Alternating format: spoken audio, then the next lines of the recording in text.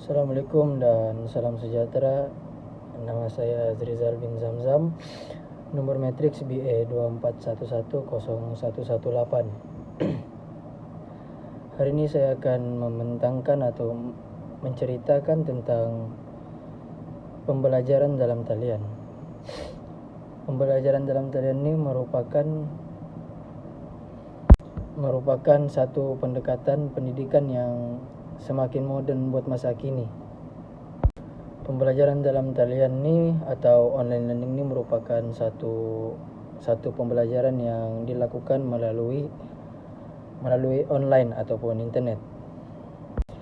Pembelajaran dalam talian ini merupakan satu inisiatif untuk dilakukan dan sejak dulu lagi. Namun pembelajaran dalam talian ini agak relevan ketika COVID-19 lah pada 2021 hingga 2023 begitulah.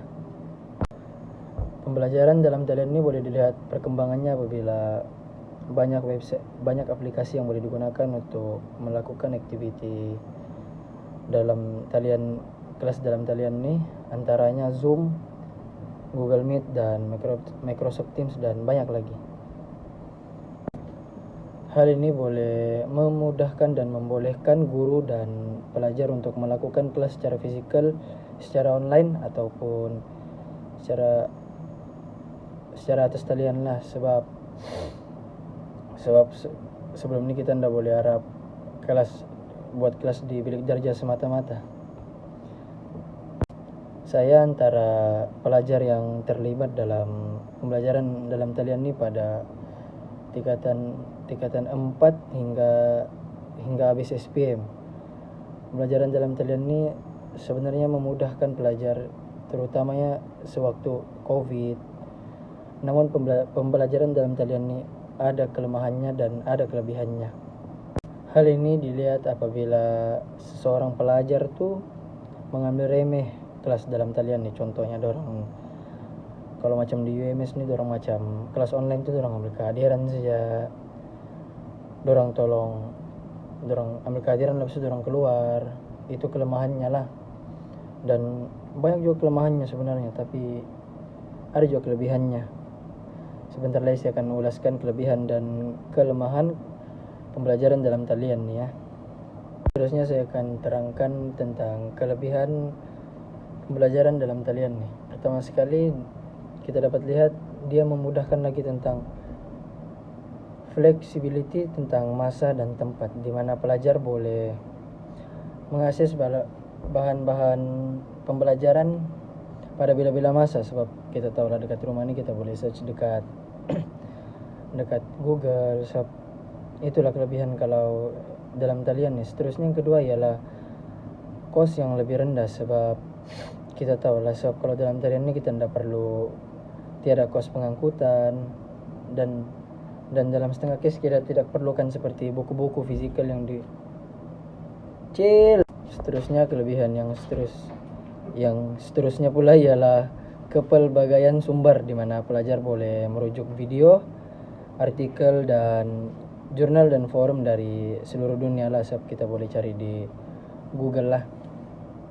Seterusnya dengan adanya pembelajaran dalam talian nih, seseorang pelajar itu boleh meningkatkan kemahiran digital karena pelajar lebih terdedah kepada penggunaan teknologi seperti laptop,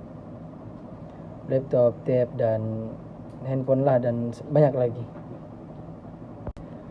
Namun begitu, dalam adanya kelebihan terdapat pembelajaran dalam talian ini juga tidak lari dari cabaran-cabaran yang berlaku. Antara cabaran yang berlaku dalam pembelajaran dalam talian ini, yang pertama sekali ialah masalah capaian internet, sebab tidak semua pelajar mempunyai sambungan internet yang stabil, sebab setiap pelajar ini ada yang tinggal di pedalaman, sebab di pedalaman ini jarang ada lain lah. Seterusnya cabaran yang kedua pula ialah kurangnya interaksi sosial antara guru dan pelajar, ataupun antara pelajar dan di antara pelajar lah, sebab hal ini karena tiada hubungan secara langsung antara pelajar dan guru, dan ini boleh menjejaskan motivasi seseorang pelajar itu. Seterusnya Cabaran yang ketiga pula ialah kesukaran seseorang pelajar itu untuk fokus dalam pembelajaran dalam talian, karena belajar dari rumah ini mempunyai pelbagai gangguan, antaranya gangguan seperti internet di kawasan rumah tuh bising, dan ada gangguan yang lain. Seterusnya punya pula ialah tentang isu kejujuran akademik, sebab penilaian yang dibuat sukar dikawal, sebab seseorang pelajar itu boleh melakukan peniruan lah dari segi exam, kuis, dan tugasan. Sebagai contoh, kita pelajar UMS, kita kalau buat assignment kita pakai ChatGPT kan.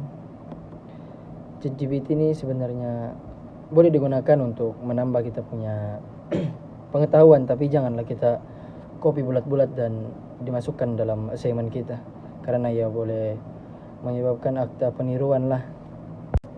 Seterusnya, pengalaman saya sendiri tentang pembelajaran dalam talian ini pula ialah sebagai pelajar, awal-awal tuh saya rasa macam pembelajaran dalam talian ini memang mencabar lah, agak kurang fokus, sukar fokus, dan cepat hilang semangat lah, sebab macam boring bah kalau kelas dalam talian nih. Namun lama-kelamaan zaman Covid tuh saya belajar urus masa saya, dan alhamdulillah pembelajaran dalam talian ini sebenarnya oke sih sebenarnya kalau kita pandai urus masa kita. Dalam pembelajaran atas talian ini, guru juga harus memainkan peranan yang sangat penting, karena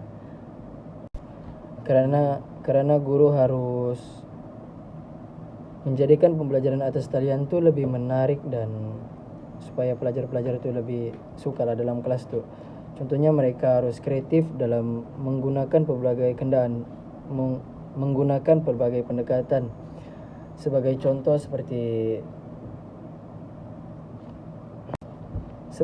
video-video yang menarik yang dilakukan oleh guru tersebut, sebab ia membolehkan pelajar itu lebih tertarik untuk masuk dalam kelas pembelajaran atas talian tuh. Seterusnya, pembelajaran atas talian ini mempunyai kekurangan dari segi pembelajarannya lah. Antaranya, yang pertama sekali ialah tentang kualiti pengajaran yang berbeza-beza, sebab tidak semua tenaga pelajar ataupun guru-guru ataupun lecturer mahir menggunakan platform digital ini secara berkesan, sebab kurang pengetahuan tentang teknologi sekarang lah. Seterusnya, yang kedua ialah saya akan sebut tentang isu kesehatan. Isu kesehatan tentang pembelajaran dalam talian ini boleh dilihat apabila seseorang pelajar itu terlalu lama di hadapan screen dan boleh menjejaskan kesehatan mata dan postur tubuh. Seterusnya, kekurangan yang ketiga pula ialah tentang motivasi seseorang pelajar itu akan menurun, sebab tanpa dorongan fisikal daripada suasana pembelajaran biasa lah. Tadi merupakan saya sebut tentang kekurangan, cabaran, dan kelebihan pembelajaran dalam atas talian nih. Kalau pendapat saya lebih prefer tentang pembelajaran fisikal, sebab pembelajaran secara fisikal ini membolehkan seseorang pelajar itu lebih fokus lah tentang pembelajaran yang diajar oleh guru-guru. Dan kalau face to face atau physical nih membolehkan seseorang pelajar tuh lebih bergaul dengan rekan-rekan, lebih seronok kalau orang bilang. Kesimpulannya, pembelajaran dalam talian ini bukan lagi merupakan pilihan, tetapi ianya merupakan satu keperluan dan boleh digunakan ketika waktu-waktu yang tertentu. Kalau dalam UMS nih kita boleh guna time tiada air, time itu masalah seperti kalau di College Kediaman Tipar nih kadang masalah seperti banjir sering berlaku di Tipar nih kalau hujan terlalu lebat. Seterusnya, pembelajaran talian nih ada kelebihannya, ada kekurangannya, dan ada cabarannya. Itu saja daripada saya. Sekian, terima kasih.